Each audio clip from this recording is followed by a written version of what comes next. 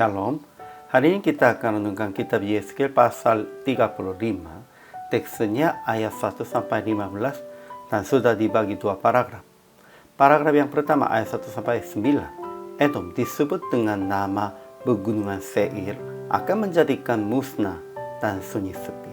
Oleh karena terpendam rasa permusuhan yang turun-temurun tentang Israel. Paragraf yang kedua ayat 10 sampai 15. Pegunungan Seir mengatakan, kedua bangsa itu dan kedua negeri itu akan menjadi milikku dan kita akan memilikinya.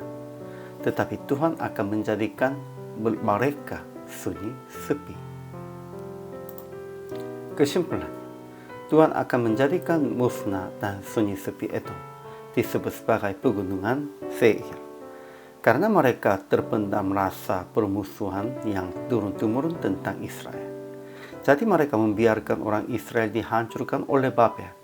Tuhan berkata, sebab engkau bersalah karena mencurahkan darah, maka darah akan mengejar engkau.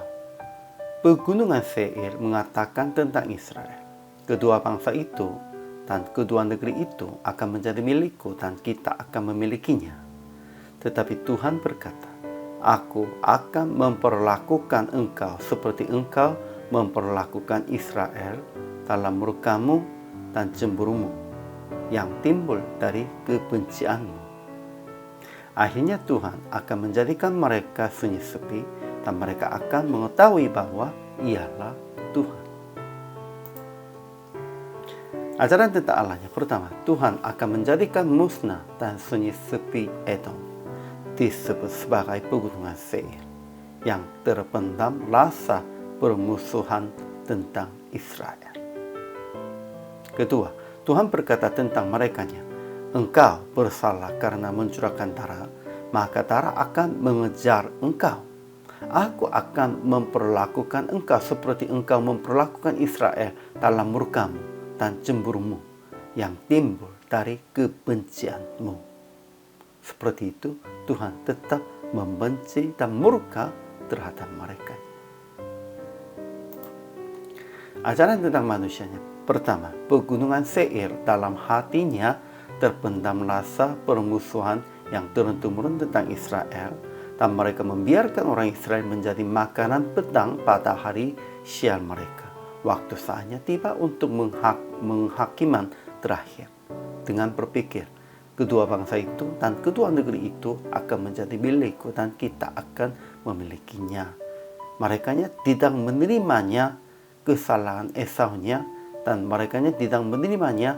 Esau sudah serahkan tanah Kanaan kepada Yakubnya juga. Kedua, mereka bersalah karena mencurahkan darah, maka darah akan mengejar mereka. Ketiga, setelah dilaksanakan segala hukuman dari Tuhan, mereka akan mengetahui bahwa Ialah Tuhan. Semua hukuman itu menjadi salah satu alasan supaya mengetahuinya, memberitakannya kepada bangsa-bangsa, Ialah Tuhan. Aplikasi hari ini. Pertama, jangan membiarkan teman, sesama, dan siapapun yang mengalami kesulitannya. Kalau membiarkan itu, Tuhan pasti akan menegurnya kita juga. Karena kita hanya meninggalkan sesamanya begitu.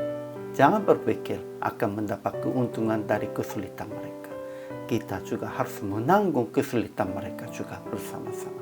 Karena mereka seorang anak yang Tuhan mengasihinya. Kedua, akui dan mengetahui bahwa Yesus adalah Tuhan dan Juru Selamat kita. Melalui memelihara orang-orang yang Tuhan mengasihi. Memelihara orang-orang yang Tuhan mengasihi itu menggembalakan domba-dombanya. Jadi praktik hari ini, jangan memendam rasa bermusnah tentang siapapun. Dan akui dan mengetahui bahwa Yesus adalah Tuhan dan Juru Selamat kita. Dengan menerima mereka sebagai saudara dalam kasih Yesus. Dan memelihara merekanya di dalam kesulitan merekanya. Inilah kewajiban orang percaya dan hamba Tuhan. Hari ini juga selama melayani, Tuhan Yesus memberkati.